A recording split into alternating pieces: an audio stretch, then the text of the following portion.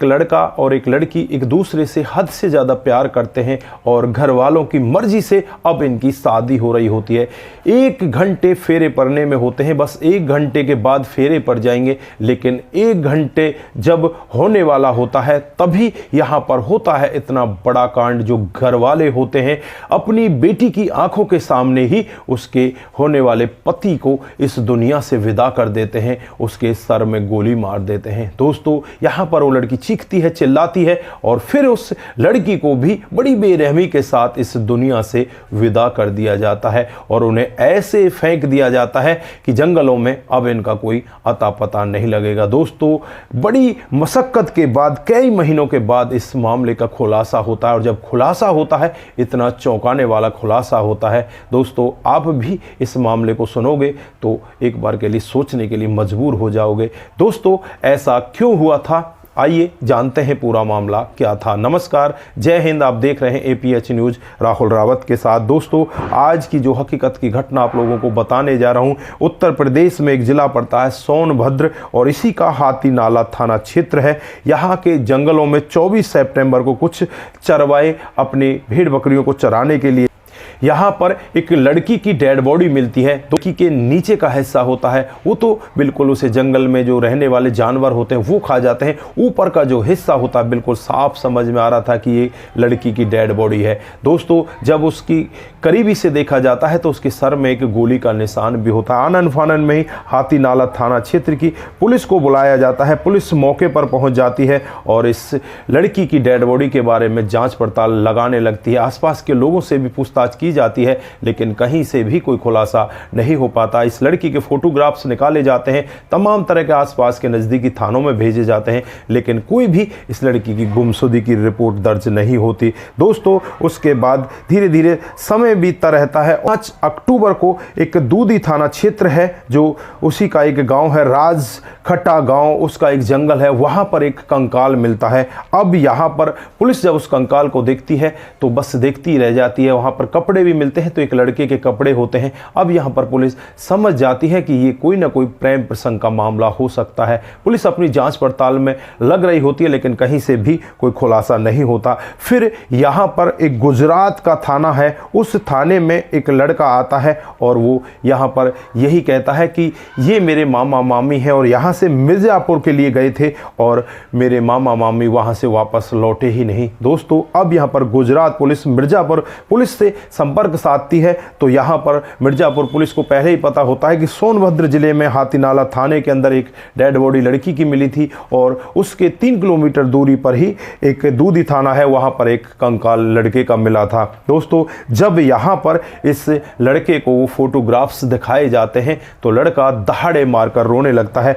और कहने लगता है कि ये तो मेरे मामा हैं जिनका नाम दुखन साहू है। उसके कपड़ों से वो पहचानता है। दूसरी मुन्नी देवी, ये मेरी मामी है जिसकी उम्र लगभग 20 साल है और ये दोनों तो यहाँ से मिर्जापुर शादी करने के लिए गए थे, लेकिन इनके साथ में हुआ क्या है ये किसी को नहीं खबर। दोस्तों, उसके बाद जब यहाँ पर पुलिस अपनी जांच पड़ताल में लगती है तो जब पुलिस अपनी जांच पड़ताल में लगती है तो पता चलता है कि पटना के अंदर नौसता थाना क्षेत्र है, उसी के अंतर्गत एक मोतीवर गांव है, उसी गांव के ये दोनों रहने वाले हैं और 6 महीने पहले ही ये प्यार प्रसंग के लिए अपने गाँव से भाग चुके थे। दोस्तों, अब पुलिस सीधे सीधे मिर्जापुर के उसी गाँव में पहुँच जाती है और वहां जाकर सबसे पहले जो इस लड़की मुन्नी देवी है उसके 2 भाई होते हैं, एक का नाम मुन्ना और दूसरे का राहुल, इन दोनों को गिरफ्तार कर लेती है और जब इनसे सख्ती के साथ पूछताछ करती है तो ये लोग कहते हैं कि 5 भाइयों ने मिलकर ऐसा किया है। दोस्तों, अब यहां पर ये अपना जुर्म कबूल कर लेते हैं कि इन्होंने ही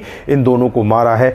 अब इनसे ये पूछा जाता है कि इन्होंने क्यों मारा है तो ये पूरी कहानी डिटेल से बताते हैं कि ये जो दुखन साहू है और हमारी मुन्नी देवी बहन, ये दोनों के दोनों आज से 6 महीने पहले गुजरात भाग जाते हैं और वहां जाकर ये शादी कर लेते हैं। अब धीरे धीरे समय बीतता है और इनको नहीं पता होता कि ये लोग कहां पर हैं। जब 19 सितंबर को ये लोग यहां पर इनसे संपर्क साधते हैं, इस लड़की से कहते हैं कि हम तुम्हारी शादी कराना चाहते हैं, तुम वापस आ जाओ और बड़ी ही धूमधाम से तुम्हारी शादी की जाएगी, हम तुमसे बहुत प्यार करते हैं। दोस्तों लड़की भी इनकी बातों में आ जाती है। लड़की यहाँ पर दुखन साहू को तैयार करती है और 19 सितंबर को मिर्ज़ापुर ये लोग रेल से पहुँच जाते हैं और वहाँ पर बोलेरो कार पहले से ही इनका इंतजार कर रही थी, जिस बोलेरो कार को राहुल लेकर आता है। दोस्तों यहाँ पर राहुल इन दोनों को अपनी गाड़ी में बैठा लेता है। वहाँ से थोड़ी आगे जब बढ़ता है तो एक राहुल का दोस्त आता है, वो इस गाड़ी में सवार हो जाता है और उसके बाद आगे धीरे धीरे समय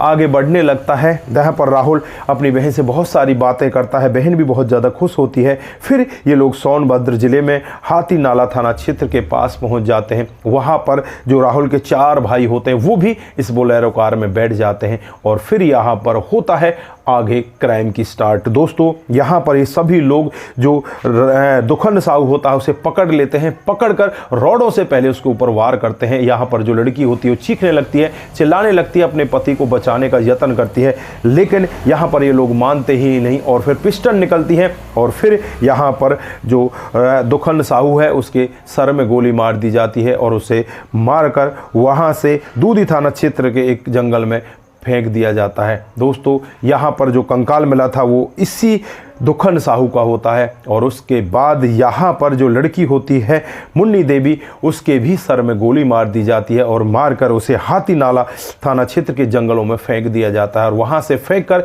ये लोग सीधे अपने घर चले जाते हैं। किसी को कानो कान खबर लगेगी ही नहीं। इस सितंबर का ये पूरा मामला होता है। 24 सितंबर को हाथी नाला क्षेत्र में जो एक डेड बॉडी मिलती है लड़की की और उससे 3 किलोमीटर दूर 5 अक्टूबर को दूधी थाना क्षेत्र के अंतर्गत एक और कंकाल मिलता है। उसके बाद यहाँ पर पुलिस ने अब इन 2 आरोपियों को गिरफ्तार कर लिया है। 2 आरोपियों को गिरफ्तार करके इन्हें जेल के अंदर भेज दिया है। पुलिस दावा करती है कि बाकी सभी आरोपियों को जल्द ही गिरफ्तार कर लिया जाएगा। दोस्तों आप लोगों ने देखा किस तरह से यहाँ पर वो लड़की अपने घर वालों के विश्वास में आ जाती है। दोस्तों विश्वासघात भी वहीं पर होता है जहाँ पर विश्वास होता है। ये लड़की यहाँ पर अपने घर की मान मर्यादाओं को त्याग कर गाँव के ही लड़के के साथ भाग जाती है और जो इसके भाई होते हैं वो कहते हैं कि इसने हमारी इज्जत डुबा दी और अब इसको हम जीने नहीं देंगे। दोस्तों वो ऐसा ही कर जाते हैं और फिर यहाँ पर वो पांचों के पांचों भाई आरोपी बन जाते हैं और अब वो शायद ही बच पाएंगे, वो सभी के सभी जेल के अंदर चले जाएंगे। दोस्तों यहाँ पर आप लोग क्या कहना चाहते हैं? क्या भाइयों ने जो कदम उठाए थे वो उचित थे या अनुचित थे? लड़की उनके विश्वास में आकर उनके पास पहुँच गई थी, उसने ठीक किया या गलत किया? आपकी जो भी राय है एक बार कमेंट बॉक्स में ज़रूर दीजिएगा। आज के लिए बस इतना ही, फिर मिलते हैं किसी नए मोड के साथ। तब तक के लिए आप अपना ख्याल रखें, परिवार का ख्याल रखें, सतर्क रहें, सावधान रहें। नमस्कार, जय हिंद, जय भारत।